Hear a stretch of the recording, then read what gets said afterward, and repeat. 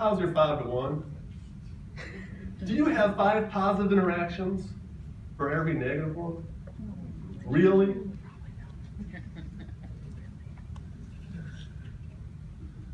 Well, basically, the 5 to 1 ratio comes down to our praise to criticism. So again, it's this really important notion that we want to have 5 positive interactions to every negative one. The prototypical positive interaction would be praise, and negative would be the use of criticism.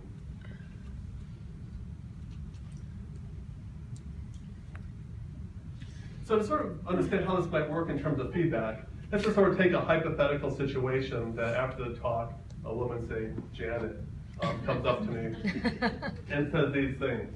That was a terrific talk, your slides were creative, love the shirt, I'm gonna buy one for David. You have a great sense of humor. Those would all be positive, and then there's one negative, so 5 to 1. The other important point is that we have a different positivity ratio for everybody we interact with. So with Mike, I might be doing a good job in at 5 to 1 with him, 2 to 1 with Julie, and only at 1 to 2 with Katie. So she actually gets more criticism. If you knew Katie, you'd understand that.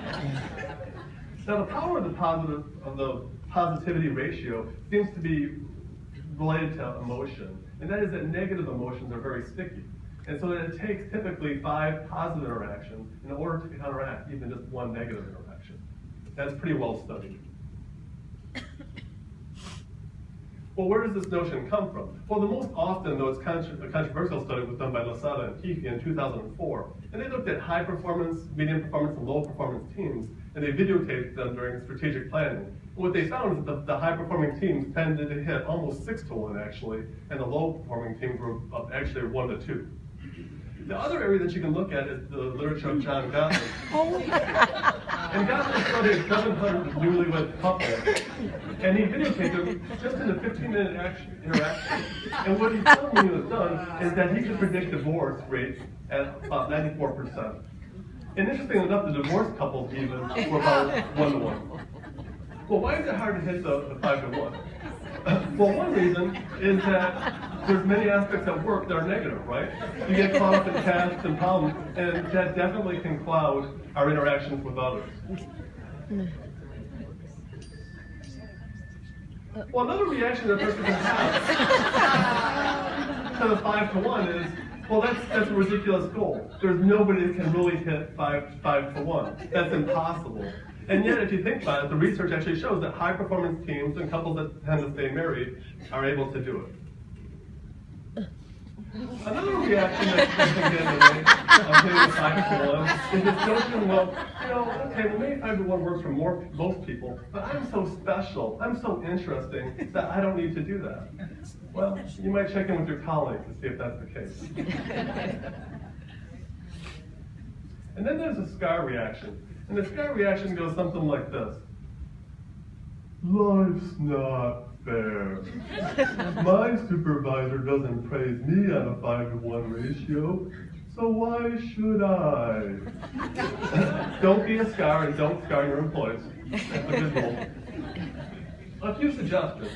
A really important thing to realize is that most of your coworkers, or the people that you work with, probably feel overworked sometimes. And so when you give them the task, even though you're paying them for it, it probably elicits a negative feeling. So you have to go out of your way to recognize, good work and recognize it. But people come to me frequently during the day with problems and bad news. This was a birthday cake that my team made for me. It was kind of discouraging, and we have a lot that happens at work that is discouraging. But find the good. In this case, the frosting looks good, and Christina spelled all the words correctly. The other point that I hate to even raise is that it doesn't really matter what you say. If you're saying, "Oh, that was really a great job, Tom. I loved your report," and you're on your phone, that's going to go nowhere for you. That won't be helpful at all.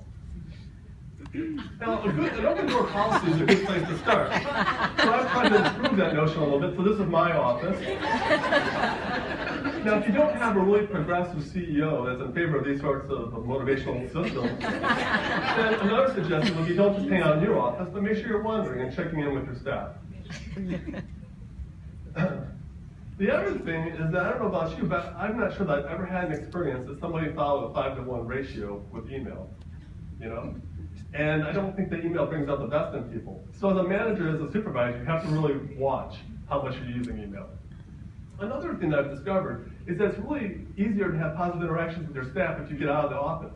But for the past 20 years, I've been taking my team up to Michigan. So this is a retreat from a few weeks ago with some of the team members playing Werewolf, a very popular game in our program. The other thing is to avoid what they call the praise sandwich. There is this convention that if you're going to give constructive feedback, to sandwich it in between two praise statements. I call that a crap sandwich, personally. Your team member's going to see that as contrived, and even if you do this, you're only on a 2-to-1 ratio. And probably the most important point, most important suggestion that I have for you is to really keep score for yourself. Monitor your own interactions with individuals. Not all the time, but do a periodic check to see how your ratio is. And again, here I just use a notebook. That tends to be how I do it these days. The 5-to-1 is really important. And as Dr. Phil says, if someone out there doesn't agree with me, then somewhere a village is missing their idiot.